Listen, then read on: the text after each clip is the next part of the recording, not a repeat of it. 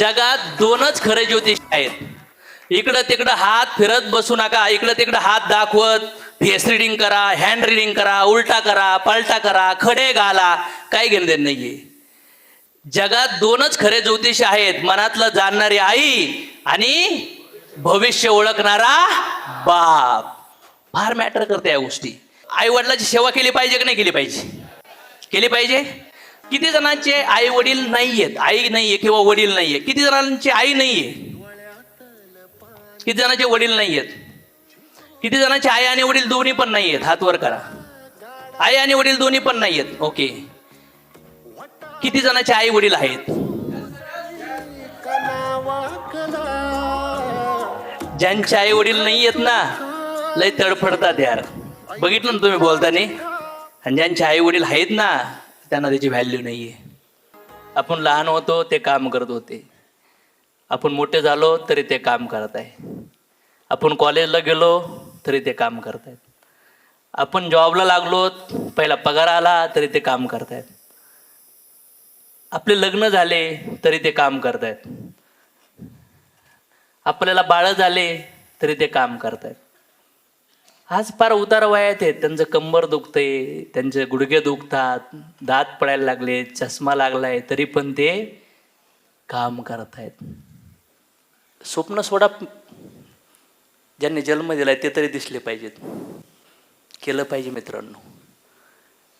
आणि ह्या शरीरातून मुक्त होण्यासाठी, हे जन्ममृत्यूचं चक्र काढण्यासाठी जो मनुष्य जीवन ज्या आईवडिलांनी दिलाय ना, ते देवापेक्षा गुरुपेक्षा पण श्रेष्ठ आहेत मित्रांनो.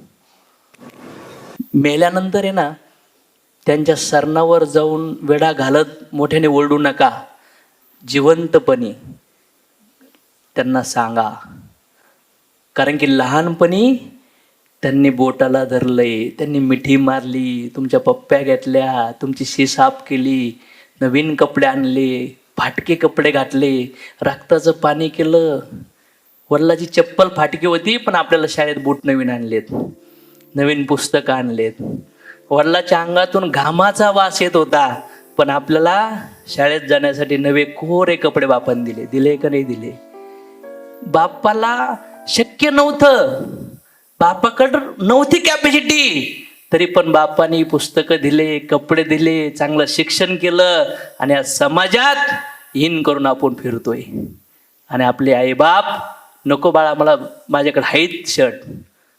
आणि जेव्हा कधी कधी कपडे धुतल्यावर बघितलं जातं ना, माझ्या वडिलाला बघायचो की त्यांची अंडरपॅन्ट फाटली होती, त्याला धाग्याने शिवलेलं असायचं, पण माझी अंडरपॅन्ट कधीच नाही फाटली. बनेल फाटकं असायचं, त्याला होल पडले असायचे.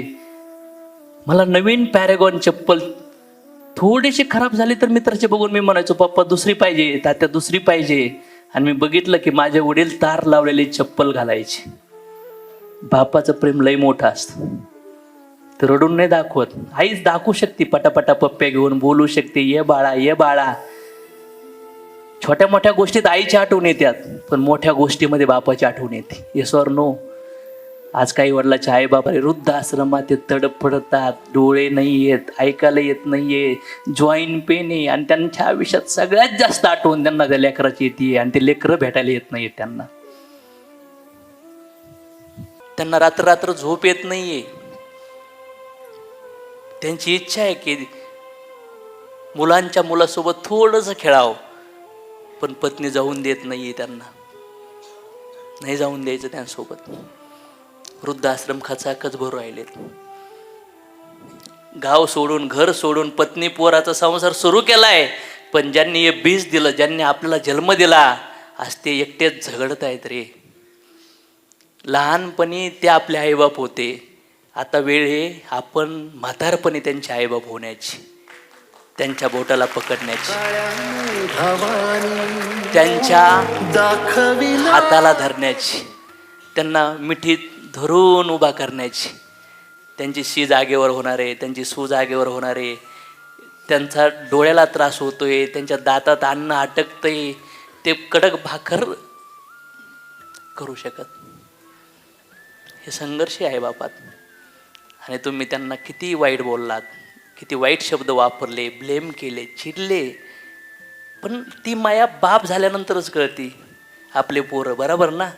मग आपण ज्यांचे पोरं आहेत त्यांचं काळीज कधी समजून घेतलंय का मित्रांनो? घ्यायला पाहिजे का नाही घ्यायला पाहिजे? एक्सप्रेस करा.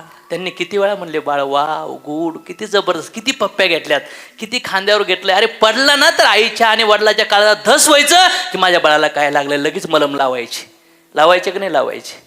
आता मोठे झालो आपण ना, कुठंतरी दुरावा आला असन किंवा प्रेम व्यक्त केलं नसल तर भेटा, मिठ्या मारा, कचकचून मिठ्या मारा, पाया पडा, राडा, आसरुनी डोळे भुजाव त्यांचे आणि सांगा, दादा किती इम्पॉर्टंट आहे तुम्ही माझ्यासाठी, अक्का, बाई, मम्मी किती इम्पॉर्टंट आहे. सांगा त्यांना, त्यांनी तुमच्यासाठी काय काय केलंय ते चांगलं ना, त्याच्यातलं फक्त 1% सांगा रे. ढासा ढासा रडायला लागतील ते आईबाप, ढासा ढासा रडायला लागतील. त्यांनी काय नाही दिलं, ते काय नाही देऊ शकले, त्यांचं काय चुकलं हे लई सांगितलं यार.